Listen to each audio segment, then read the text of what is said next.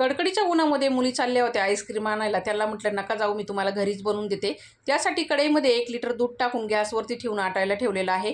इथं भिजवलेले काजू बदाम घेतलेले आहे मिक्सरच्या भांड्यामध्ये. थोडेसे विलायचीचे दाणे घेतले. 1 वाटी दूध टाकून ना मिक्सरला फिरवून घेतली प्युरी. आता इकडं दूध आपलं चांगलं उकळलेलं आहे. त्यामध्ये केसर टाकले, वाटलेली काजू बदामची प्युरी टाकलेली आहे. मिक्स करून घेतलं. आता इकडं उकळतंय तोपर्यंत आहे ना मी दुसऱ्या गॅसवरती ना 1 वाटी साखर पॅनमध्ये टाकून कॅरमलाइज करून घेतली. आता कॅरमलाइज केलेली साखर आहे ना उकळत्या दुधामध्ये टाकलेली आहे. स्लो गॅस करून टाकायची, नाही तर अंगावर उडू शकतं.